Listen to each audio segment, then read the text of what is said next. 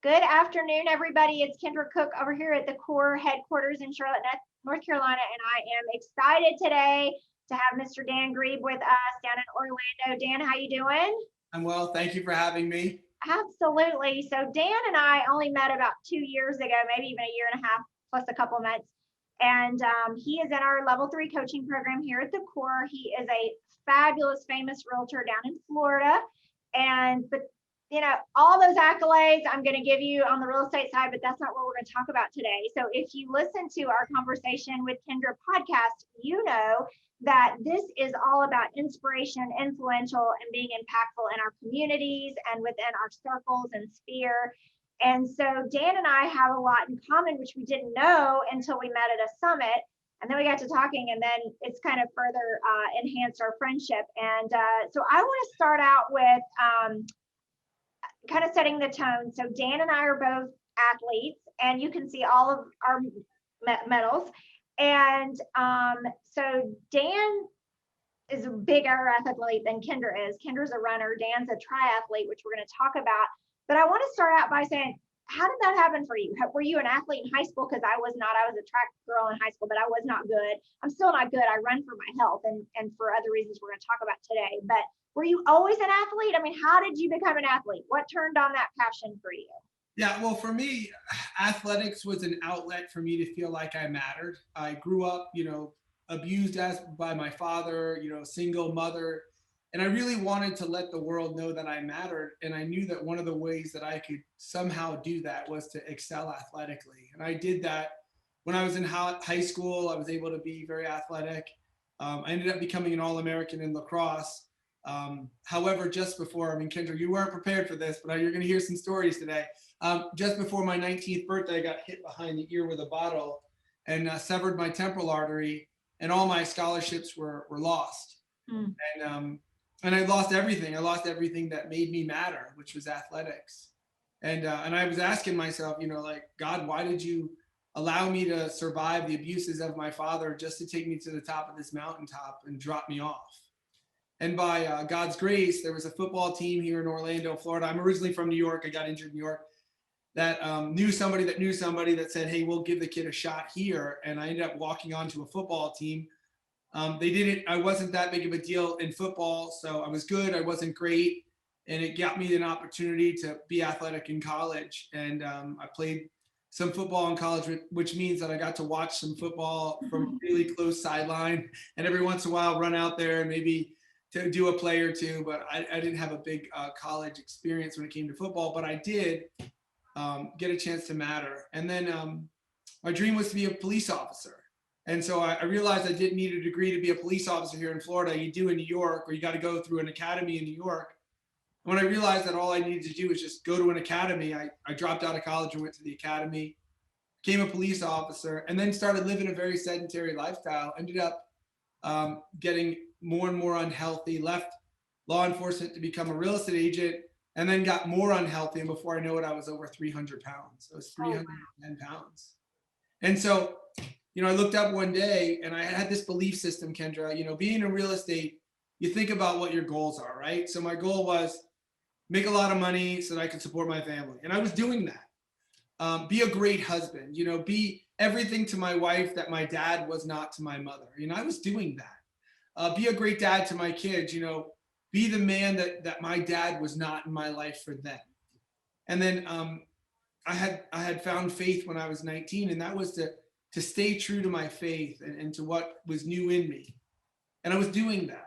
And my friends would say to me, like, Dan, like, why are you worried about your health, man? Like you have like amazing marriage. You like have your kids love you.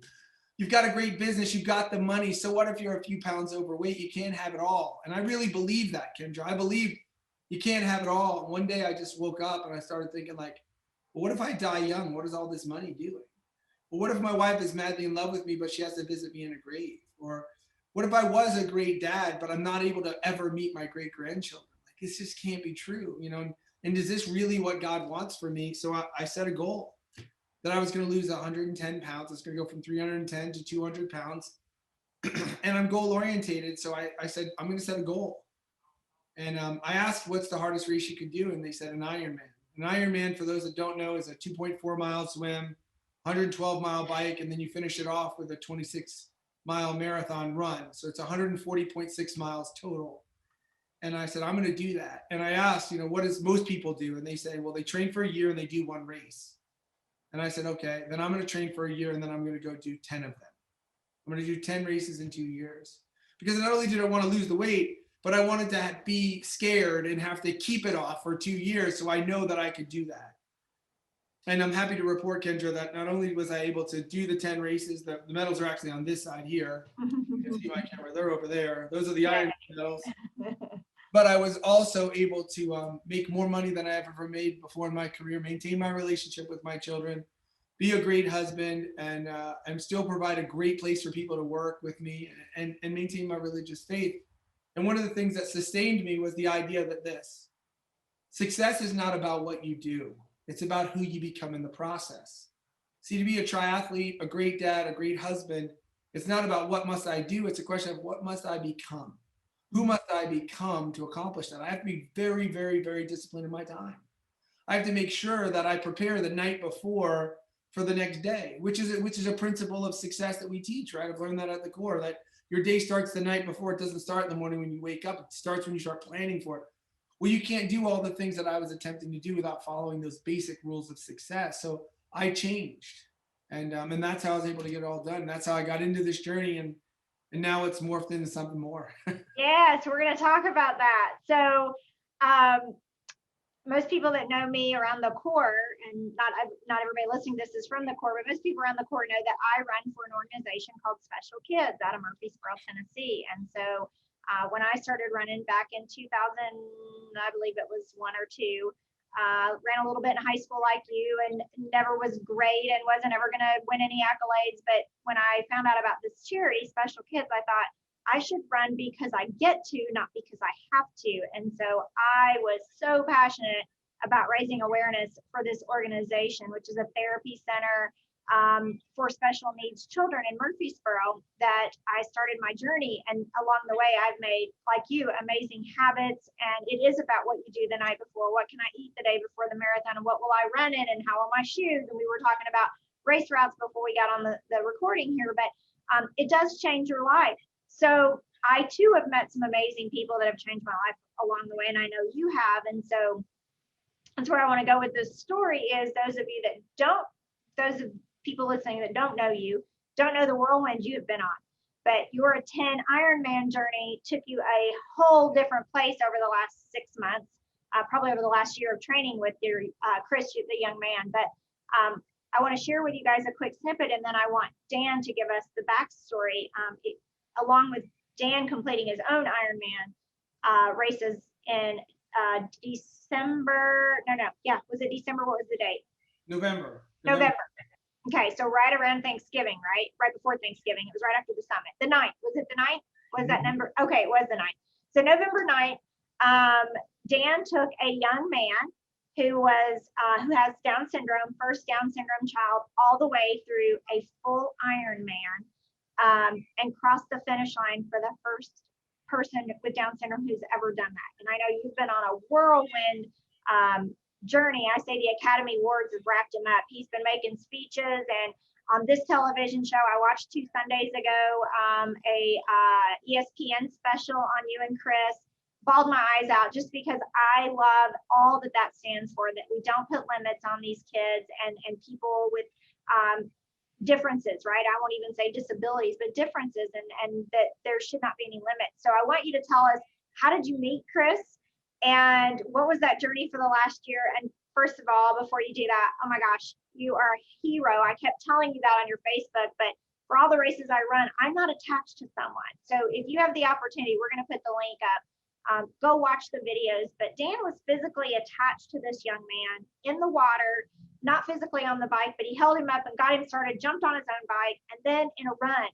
Now, I ran several full marathons, 26.2 miles. Dan didn't say the 0.2 at the end a while ago, but not tethered to someone. So the fact that you were able to go through that, I want to know some highlights and some things that you guys went through, some challenges, and how did you connect with Chris? Start us right there. Right. Well, after I finished these 10 Ironman, I started thinking about like maybe retiring from Ironman. I had accomplished what I wanted to do. It takes a lot of time, and it's a strain on everything. It's a strain on your relationships. It's just everything is always surrounding that. You know, I'm out of training right now. I'll start back on Monday or tomorrow. We start back because we have another big race coming up in 10 months. So I was looking at retiring and just kind of calling it a day. But I was thinking, you know, if success is about who you become, like this journey can't be about me. And Kendra, you started to talk about this earlier, and you and I share a lot of core beliefs. We may not verbally say that, but once I tell you my core belief, you're going to go, that's exactly what I was saying. See, when you make your life bigger than yourself, then all of a sudden you can do things you never thought possible. Right. And I started thinking, like, I can't leave this triathlon world, this Ironman world, without helping someone else do it. So I said to myself, I'm going to go help someone else become an Ironman. And it's not, you know, complete a race. It's who they become in the process, disciplined, understanding their bodies, breaking walls down of things they thought they couldn't do. And before Chris, the only people that would ever be led through an Ironman is a blind person. And so I started looking for a blind person that I could help lead through an Ironman, and it was virtually impossible. There's only, you know, 10 or 15 in the world that do it each year, and there's hundreds and thousands of people that are willing to do it. So I started to think, you know, maybe God, this isn't your plan for me. And then Chris walks into our gym as part of Special Olympics, and they want to do an integration program. And they asked, who is a very aggressive, strong-willed, hungry guy that could lead Chris, because that's what Chris is, through an Olympic distance triathlon. He had already done a sprint triathlon with another coach. He was getting too fast for her. So he needed somebody that was a little bit tougher and could go the distance. And they said, Dan Grieb, our assistant coach, he's actually looking for that person. And that's how we met. And then the journey began, right? And it was all a series of like, what's the limit? Let's test it. Then let's see what's possible. What's the limit? Let's test it. Then let's see what's possible for Chris and I. And because, you know, one of the things I like to tell people is I have a unique story, right? Like I was abused by my dad, and a lot of times through my life, I was told that I would not amount to much. And that uniquely prepared me. God was God's unique hand in my life so that I could do something great later. You know, sometimes the season of preparation seems so painful, and you don't know why you have to go through this nonsense that you're going through. It makes no earthly sense. But very rarely does God's plan ever have or make earthly sense for you to go through it. And now I understand that when I was 12, 13 years old, suffering from some abuses, and then going up and growing up with those, that uniquely prepared me to be the first person in Chris Nikich's life to say, you can do anything you put your mind to, besides his parents. Yeah. The only person outside their home that would say, like, why don't we give him a try? What's the worst thing that could happen? You just learn a lesson through failure. And that began a beautiful friendship. So him and I started with an Olympic distance triathlon. He did it, completed it. Then one day I took him out for a training swim, 1,000-yard swim. So 500 yards across, 500 yards back. And we understand his father was there standing on the shore going like, you want to take my son all the way over to the other side? Like, yeah, I'm gonna do that. Like we do it all the time. It's like, that's crazy. People don't do that. I'm like, me and all of these people are gonna do that. And I'm gonna take your son tethered to me all the way across, all the way back. He's like, but it's dark out. I'm like, yeah, I know, but it'll be sunlight by the time we come back. He was like, are you kidding me? Like, all right, Dan, I trust you, go. And on the way back, he said he literally had tears in his eyes, just thinking like, that's my boy. That's my son with Down syndrome that they said wouldn't amount to much. He's about to complete this 1,000-yard swim across a lake in Black. So here in Orlando, we have this place that you do this swim. It's called Lucky's Lake Swim. So afterwards, I had to leave and head off to work. But Nick and Chris stayed around, and when you do it for the first time, they let you sign Lucky's house, the person's house. So they went to go sign the house, and Chris wrote down, Chris, world champ. I saw that. And Nick was thinking like, well, what could you be the world champ at? So they got in the car, and they said, Chris, do you think you could be an Ironman? Chris said, I don't know, Dad. He says, what do you want to try? You'd be like Dan. And he said, I want to be like Dan. He said, well, what does it take for me to do it, Dad? And he says, well, a little bit more than you're doing now. A little bit more. And so that was the beginning. And then him and he came to me and said, Dan, do you think that Chris could do this? And I said, yeah, I mean, I think he can. We just have to train him differently than we train most. And I'm willing to give him a try. So that's, rule number one, don't put your limits on other people. And typically when people do put limits on you, it's them attempting to bring their vision of what life should look like on you. And the one thing I tell people is that, like, God put a desire in your heart. That other person didn't get the same desire in their heart, so they're never going to understand. Your spouse may not even understand. Your family may not understand, but you got to remember, like, someone put that desire in your heart. So don't ever let that fire be extinguished by other people's idea of what your dream should be. Right. And so I said, Chris, let's give it a go. And we started training, and we trained for the next couple months, and then we were going to do a 70.3, and then it got canceled. So we did one on our own. We called it the COVID 70.3 here in Orlando. And we did it. He made the time. He struggled, but he made the time. We trained for the next couple of months, and then, November came around, November 7th, not the 9th. November 7th was the race. And I'll walk you through race day. So, when we arrived in Panama City, leading up, we had a lot of interviews, a lot of people wanting to know what we were doing. And every interview that we did, I would get this like messages, like 3, 4, 10, 100 messages, Instagram Messenger, Facebook Messenger, people like looking me up and just saying, hey, I saw your interview and I want to thank you. I have a child with Down syndrome. And I kind of understood, I didn't understand it, but I kind of understood what they were saying. And they were basically saying, like, my whole life, from the moment I was told I was going to have a child with Down syndrome, I was told by a doctor I had an option to abort this pregnancy. Mm-hmm. And then when I chose not to abort it, I was told that it's going to be very difficult, that my child would not amount to much. And then what's happened in the Down syndrome world is that folks with Down syndrome used to die before their parents. But now, because we're starting to understand Down syndrome more than we ever have before, they're starting to outlive their parents. So now the Down syndrome world is so fearful because, like, who's going to take care of my child when I die? Mm-hmm. Like, what's going to happen to them? And all of these folks live with that anxiety, and I could hear it in their messages and in their hugs when they come up and hug me at events. So when we got to Panama City, Chris and I could not walk anywhere without someone coming up and want to talk to us or give us a hug or discuss this. And it was all about this liberation of a whole class of people, not just the folks with Down syndrome, but their families too. And so before you know it, it's race day. And here we are on race day. Now, Chris is oblivious to most of it. He can feel some of it, but the majority of it, he lives in the moment. He's not concerned about the future. He's not concerned about yesterday. I'm concerned about the future. I'm concerned about yesterday. I don't want to be I don't want Chris to fail. I don't want to be the reason why he fails. I got all this anxiety. But I just said, like, we're going to go out there and we're going to do it just like we always have. And we were off in the water. And once we got started in the water, that's where our first challenge showed up. Literally within 15 minutes of a 2-hour swim, our first challenge showed up. See, we had negotiated and talked to how we were going to work with media and folks on every aspect of the race. Because there was a camera above us on a drone. There was a camera on a boat. There was a camera on motorcycles. And I told them, you can only use this certain kind of motorcycle, because if you use a big, loud Harley motorcycle, you might scare Chris. If you're going to do this, we had all these things, but what we never discussed is the positioning of the boats. Mm. So when I'm swimming, I've got Chris attached to me by tether because I direct him directionally. I swim, he follows. I pull him and then he starts coming with me if we're going in a direction or whatever.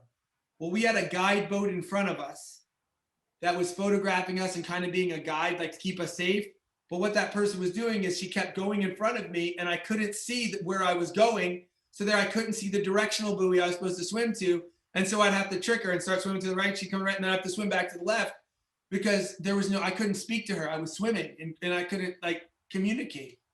And for the whole first lap, I had no idea where I was going. I just had to swim in faith and judge based on the other swimmers passing us that I was heading in the right direction, but not get too close to those swimmers that they would get tangled in our tether and great problems for Chris and I. But we made it out of the swim.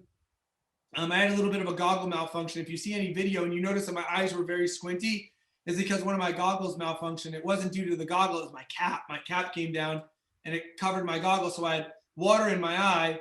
And again, I was more concerned about Chris than I was about myself. So I swam with salt water in my goggles for the first whole lap.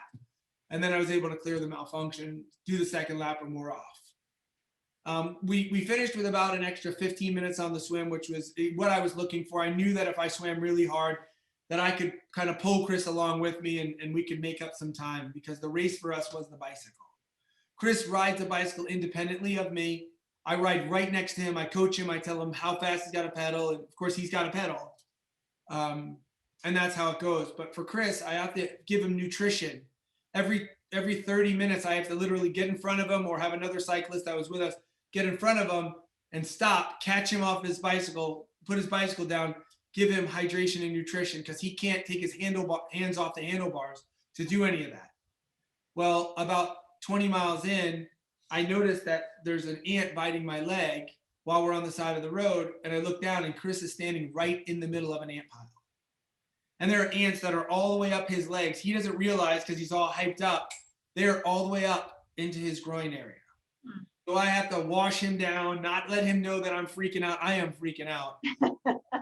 We had gone over every scenario. Where's the local hospital? What kind of blood does he have? What did he eat? What he's allergic to? Everything we could possibly go over. If a car pulls out in front of Chris, how I would crash into Chris and we would both go out so that he wouldn't get hit by a car. Every scenario you could think of, we never went over. What happens if you get hit by an ant bite? Oh my gosh, crazy. So we went through that.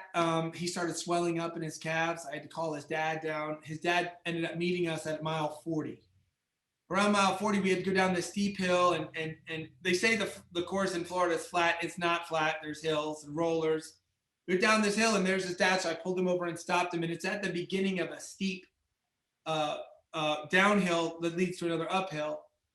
And his dad came, gave him a hug. I talked about him, what happened. He said he's fine. We put some ointment on his leg and we took off. When we took off, Chris was all excited that he got a chance to see his dad. So we took off way too fast. And because I launched him off, I was behind him. I normally have to catch up to him. Well, he's going entirely too fast. So he's going too fast. I catch up to him and I say, hey man, slow down. He doesn't listen. I said, hey man, slow down. The wind's going by too fast. He can't hear me. So I yell out really loud, hey man, slow down. He hears me and he grabs his brake as we're going over these bumps, and boom, he wiped out. He almost took me out too, but he wiped out on his bicycle going 20 to 23 miles an hour. I can't tell how fast he was going. I was going 26 because I was catching up to him, but he was doing between 20 and 23 miles an hour. And I couldn't watch him go down. I couldn't see what was happening because I had to get away from him so he didn't take me out. And then I had to stop, and I'm skidding my bike out, but I was able to keep myself up. And I turn around and I can hear his bike sliding down the road, him sliding down the road. And I'm like, oh my God, this cannot be the way this race ends. I just injured Chris. Because, you know, anything that happens to Chris is my fault. Like, sure. I just injured Chris in front of his dad, in front of all these cameras. His dad wasn't here for the last 20 miles. But you know what? I get my bike down. I mean, I'm already starting to cry. Like, I already know the worst case scenario. Hit his head, his face is all jacked up. I'm like, already can feel the emotion. And I get off my bike, I turn around. I kind of laid my bike down, so I was on the ground. I get up and I turn around, I start running, and I look up and he's already standing there. And he's like, Uncle Dan, I crashed my bike. And he's smiling. And I'm like, you're killing me, Chris. You are killing me. We ended up finishing the bike and off to the run. The run was, uneventful at the beginning. The first, couple miles were fine. Chris had a lot of energy from the crowd. There were people wearing his shirts. There's not a single person that was there of the 2,000 athletes and their fans that did not know who Chris Nikic was. Yeah. Plus, he got cold, so I put on a 1% t-shirt, which represents him. So I put it on him, so everybody knew who he was anyway. He's the only kid that was attached to someone else. I have a vest on that says Guy. He's got his 1% shirt on. You could see us for miles. And at mile 10, he hit the wall. Now, for runners, the wall is this place where your body shuts down and your brain has to tell it to keep going. You're done. You think. Yeah. You think you're done. Yeah. And so what we say is the wall normally is hit at mile 20. When you have just 6 miles to go, that's where most people hit it. Chris hit it at mile 10. And by mile 13, he was cramping up. He was feeling really bad. And for Chris, when he feels anxiety, stress, pain, love, anger, any emotion, the way he solves that is with a hug. With a hug. Yep. So he's like, Dan, give me a hug. Dan, give me a hug. And he kept asking me for hugs. He hugged me so many times over the course of that race. He didn't shave that day that he actually wore all the skin away from my shoulder, and I have this gigantic like abrasion on my shoulder where all the skin was gone from him hugging me so many times. It's a cool scar to have. So I had to call Nick to come and like, hey, I need you to help me figure this out. You know, obviously I'm very intense, but one thing that I told Nick is I will never drive Chris until he injures himself. You know, that's your decision, Nick. I'm going to take him to the limit. And I had taken him to the limit. I knew that he was in trouble and he needed to talk to his dad. So here's the two lessons that I'd like to share with you guys, and then we'll talk about the end. Number one, Nick came up to Chris and said this: Chris, there's a battle going on right now, son. One is a battle between your dreams and between your fake pain. Who's going to win today? And Chris said, dreams. Yes, he did. Oh, yeah. And when you understand what fake pain is, there's a difference between real pain and fake pain. And understand when we talk to Chris, everything's very simple. Fake pain is pain that stops when you quit doing it. So if you're in pain, but you stop and the pain goes away, then that's fake pain. That's not real pain. Real pain is when you're running, you feel pain, and then you stop and the pain is still there. That's real pain. We address real pain. Fake pain, we tell it to get out of our head. It's just a lie. Get away from us. And so we take fake pain to get out of our legs. We tell fake pain to get out of our butt. We tell fake pain to get out of our head. Tell it to get out of our arms. And that's what we do with Chris. And then he said, Dan, take off the tether. Now, taking off that tether to his guide is the kiss of death. Chris only moves as fast as I make him. Right. He has no understanding of distance or time. So a 5-minute mile, a 7-minute mile is irrelevant. A mile to him is from here to across the room. He has no idea. You take the tether off and we're finished. I disagreed with Nick asking me to take the tether off. I said, I don't think it's a good idea. He said, Dan, just take the tether off. And I'm like, okay, it's your kid. I'll take the tether off. So I took the tether off and I started feeling the emotions like, we're not going to do this. This is going to be really bad. And then Nick talked to Chris for another minute, one-on-one. And then he called me back. He said, Dan, can you come back over here? I said, sure. And he says this to me, and it's the most honorable thing that anyone has ever said to me in my life. He says to me, but loud enough so that, you know, the crowd of people that are around us can hear us. And I had 2 assistant guys, if anything happened to me, that they could step in. So they were there too, 2 of my training partners and close friends. He said out loud, really loud to everybody. He's 6 feet, 7 tall, 6'7" tall. So he stands above everyone else.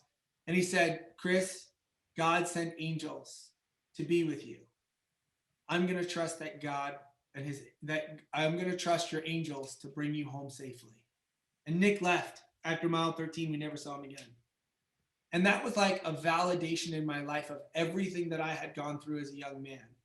Everything that I had done right and wrong was for this very moment. Like God prepared me to be what Nick needed at that moment, what Chris needed at that moment. And then automatically right after that, it clicked to me. Why is Chris struggling so hard? He's not supposed to be struggling. Here's why. Kendra, you know this, runners know this. We typically will do like a walk-run strategy, right? Walk for 6 minutes. Run for 6 minutes, walk for 1 minute, lower your heart rate, raise your heart rate. Look. Well, that's what we were doing. We were doing 6 and 1s. But guess what happened? Chris did not understand the concept of 6 and 1. And he kept asking me, how much longer till we walk? And it was getting annoying. It was annoying me. It was annoying him. It was frustrating him. And what I realized is Chris was starting to lose an understanding of the concept. But what I remembered is Chris likes to count things. He likes certainty. So we had all these cones on the side of the road. And I said, Chris, we're going to run for 7 cones, walk for 2. Perfect. And ever since I put him on that, no problem. So I had to reacclimate how we were going to race mid-race to a way that made him more comfortable, and then he could understand what was going on. As soon as he understood what was going on, all of his fake pain went away because he was able to tell, I'm going to be in pain for 5 cones. I'll be out of pain for 2 cones. I'll be in pain for 10 cones. I'll be out for 4 cones. I'll be in pain until I get to that sign. Then I get to let go. And that's exactly what we call incremental goals. Yeah. Yeah. And then, so that was it. For me, I didn't give myself permission to enjoy that race until I knew we had it in the bag. And when we were at mile 23, I asked we had an official scorekeeper with us because we had a Guinness Book of World Records that was happening that day. So we had an official scorekeeper with us. We had the vice president from Ironman riding a bicycle with us. She's keeping the official time, making sure we abide by all the rules, and obviously wanted to make sure that nothing happened to Chris out on the course. It would be very bad if anything happened to Chris with all this media attention. And I knew that. And so I said back to her, Beth, what's our time? And she said, you have 47 minutes or 57 minutes, and we have 3 miles to go. So at that point, I knew we could walk it in, no problem. But I turned around and I said, Chris, you're going to be an Ironman today. And that was the first moment that I knew that it was going to happen. And I started lifting my head up instead of having my head down and watching the watch and nutrition and only thinking about the moment.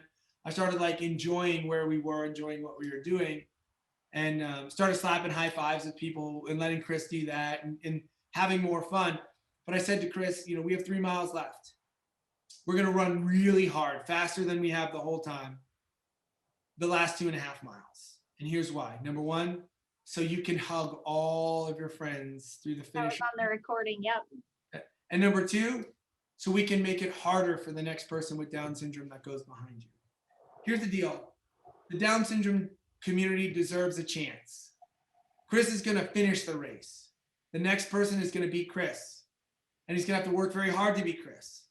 And the person after that's going to have to work very hard to beat that person, and so on and so forth. And they're no longer going to be a charity spot, oh, look at all the, no, they're just going to be normal. They're just going to be athletes. They're going to be Ironmen like everybody else. They're not going to be Down syndrome athletes. They're just going to be athletes. And that's what they want. They want to feel included.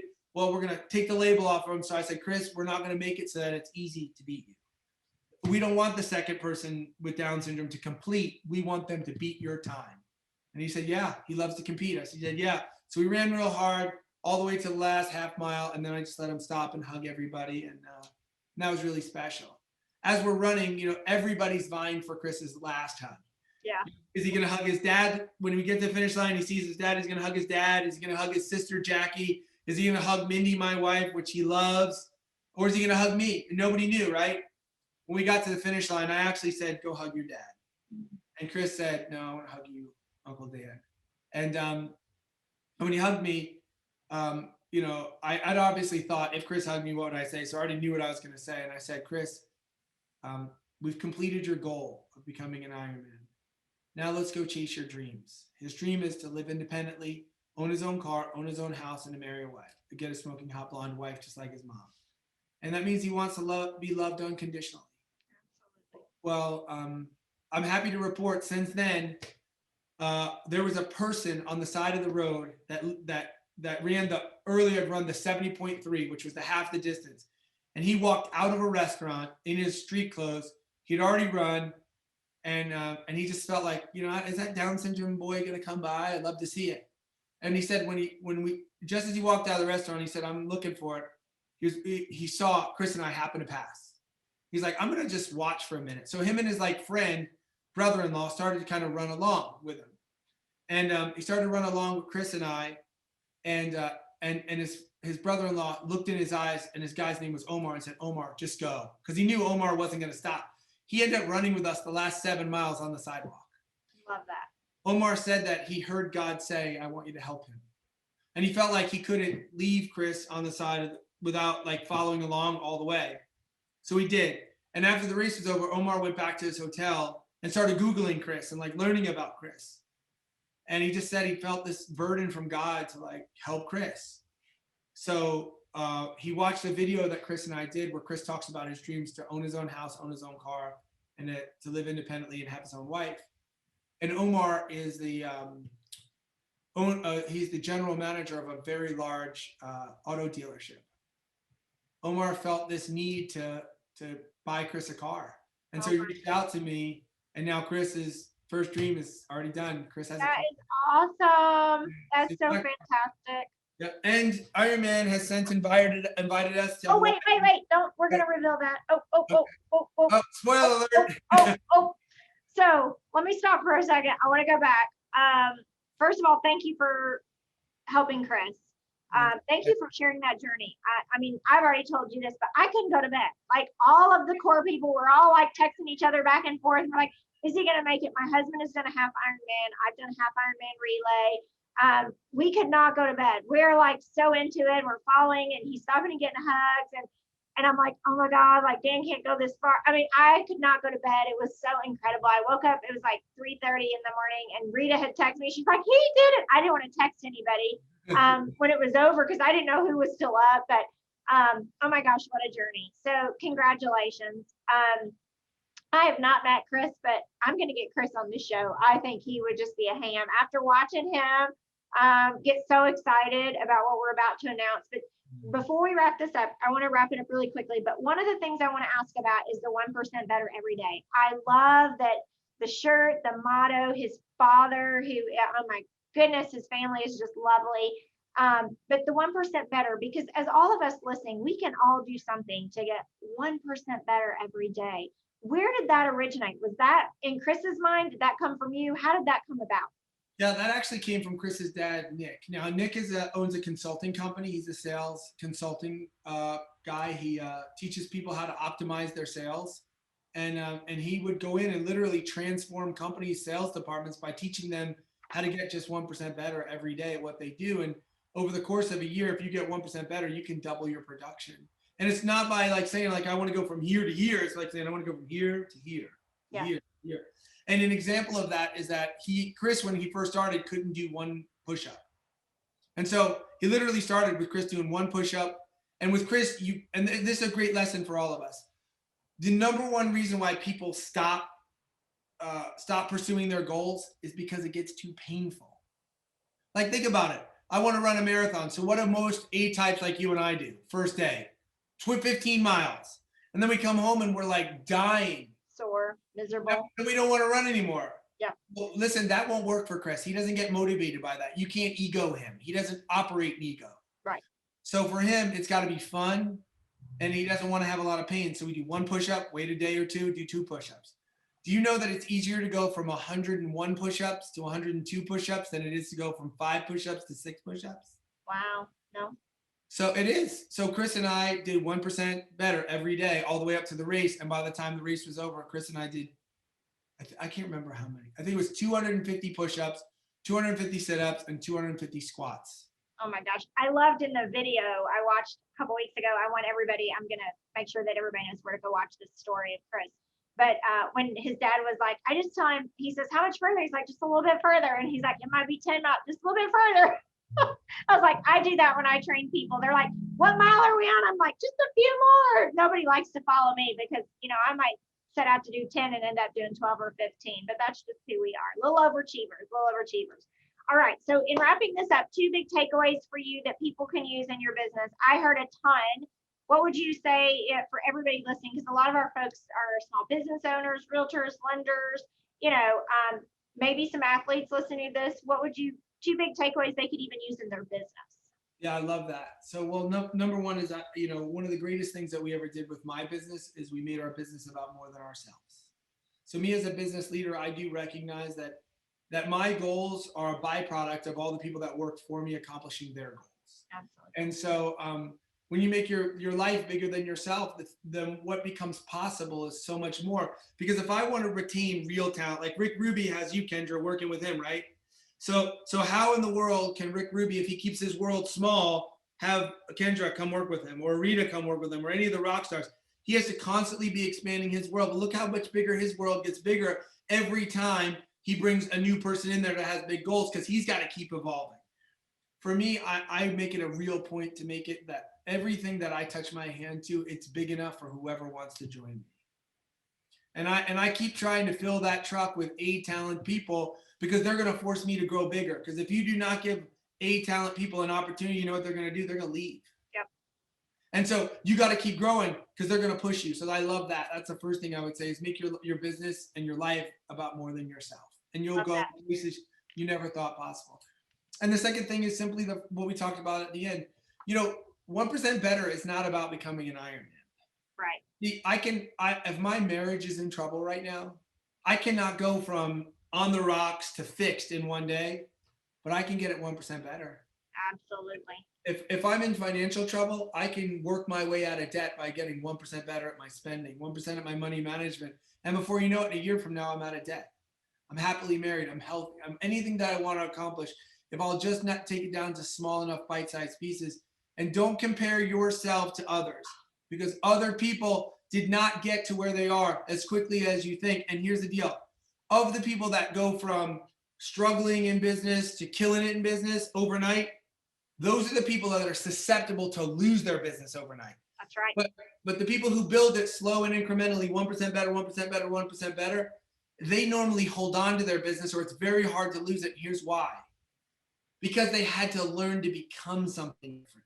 They learned all the lessons that money brought with them. That's the reason why someone who wins the lottery loses all the money, because they never changed along the way of making the money. They woke up with a broke mindset. They had a lot of money. They used that same broke mindset. They lost all the money.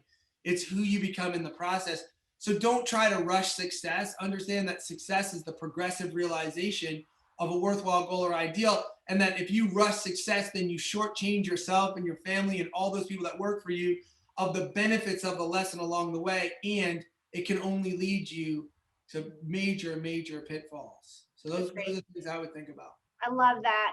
Well, you guys know now why I wanted Mr. Dan Grieb to be here today. So I don't want his journey with Chris to stop here. So I'm going to make our big core announcement here. What Dan almost spoiled, my spoiler alert over there, is if you're around the athletic world at all, running or triathlete, you know that Hawaii, Kona is the Mac Daddy. It is a world championship place for Ironman to go. I have had two friends go to Kona and run that race. It is by far the hardest course. The biggest obstacle for every Ironman is to win a spot there and to go. And Chris and Dan have been invited by the Ironman Association to come and be a part of that in October of 2021. So we are going to follow your journey here at the core. I want everybody listening today to go follow Dan, follow Chris on Facebook. It's Grieb, Dan Grieb. You want to follow Dan. When you get to Dan, you can follow Chris. There is tons on ESPN, the YouTube channel. You can go watch the story that we've referenced today. You have taken me on a journey. I mean, for an athlete, you know, it's hard for us because we're kind of hardcore and for us to get kind of moved by somebody else, but this was super moving. And as soon as I heard about it, as you know, I've been chasing you down and sending you cards and loving on the whole experience and just super grateful for what you do. As a Christian believer, the haves have to take care of the have-nots. Those of us that are able have to take care of our unable. And you showing Chris that he can be 1% better every day with his Father, but also that he can live independently is just warms my heart. So for all of our listeners out there, go follow this journey with us. We will be praying for you. And thank you for being so inspiring and so impactful and so influential, not only in the real estate world, but in the community and out in the world that you guys are spreading your message. So thank you for your time today. I'm blessed that I know you, and I'm looking forward to following your journey further. Thank you guys for listening. Have a great day. Thanks, Dan. Thank you.